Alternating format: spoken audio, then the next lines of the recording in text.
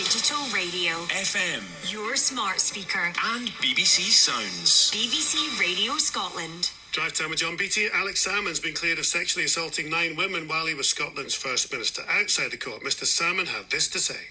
As many of you know, there are certain evidence that I would have liked to have seen led in this trial, but for a variety of reasons we were not able to do so. At some point, that information, that facts and that evidence will see the light of day, but it won't be this day, and it won't be this day for a very good reason.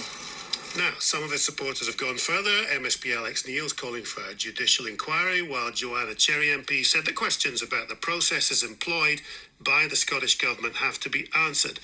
Now, we are expecting to hear from the First Minister, Nicola Sturgeon, in the next half hour or so. But first, let's talk to Thomas Ross, QC, past president of both the Glasgow Bar Association and the Scottish Criminal Bar Association. Mr Ross, hello. Hello. What did you make of the trial? It's one of the most extraordinary verdicts I've ever heard. Given the number of complainers, it was surprising that the jury took the view that they did, but other than that, the verdict's been reached and people have to deal with it. Why is it surprising? Well, really just because of the number of people who were making the allegations.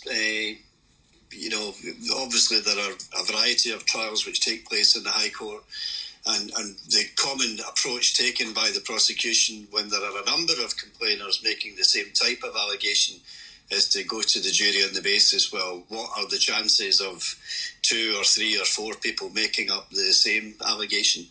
And in this case, there were 9. Do you think the prosecution messed up?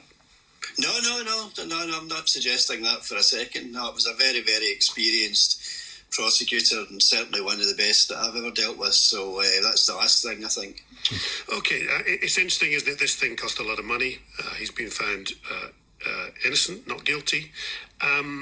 What questions now need to be asked about this, about the police, about the Procurator Fiscal, about the money spent? What questions need to be asked? Well, I don't think it's right he's been found innocent. Certainly the charges have been returned as not guilty verdicts. In one case it was a not proven verdict, which is also an acquittal verdict. The jury clearly were not convinced beyond reasonable doubt regarding the evidence of any of the complainers. That's the only conclusion you can reach.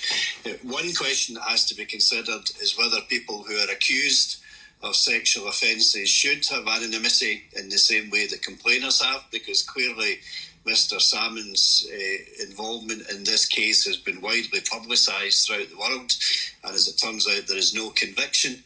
And one of the questions I suppose that should be asked quite early on is whether people who are accused should be given anonymity until the verdict is reached. What do you think?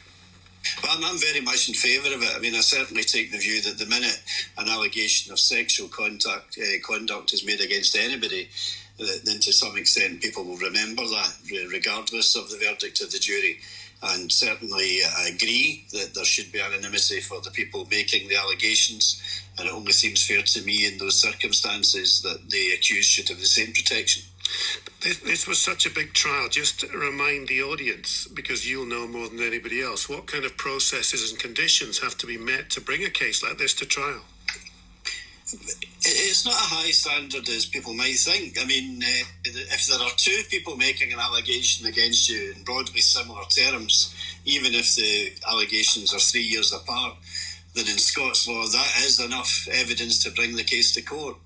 There's a lot of rubbish talked about the requirement of corroboration. The fact of the matter is that any one of us could stand trial in 6 months' time because 2 people make the same sort of allegation against us. So there's nothing surprising about that. And it seems to me, just from the press reporting of the case, that generally speaking, these were all allegations which stood or fell upon the evidence of one person. I've got one more question to ask you, which isn't to do with this court case, but just again, your summation of this court case. I'm sorry, I missed the question. I've got one more question to ask you after this, but just remind people then, your overall thought process about this court case is what? I mean, it had a number of interesting aspects, because when an accused faces a number of allegations by a number of different people, the question put normally by the prosecution is, well, why would all these people make it up? most accused don't really have an answer to that, but Mr. Salmond did have an answer to it. I don't know the detail of it, but he seemed to suggest that it was some sort of conspiracy which might have been politically fueled. I don't know the detail of it, but most people don't have that. And in addition, he's clearly a very articulate, intelligent person for whom giving evidence would cause no difficulty whatsoever. And he had very, very good lawyers. So he had a number of advantages which not every accused in Scotland has. That's clearly a relevant point, I think. He was found not guilty and not proven in all charges. Last question. You're in the courts, the Scottish court system. How is it coping with coronavirus? Does it need anything to help it? Well, no, we're getting there. The position is changing day to day. There have been no new jury trials since the end of last week, and steps have been taken really to move all the cases down the line until we know what the factual situation is. So it's been a big challenge for the courts, just like everywhere else, but I've got no complaints. They seem to be doing exactly what's required. Okay, Thomas Ross, QC, thank you very much indeed. Let's talk to Thomas Duncan today.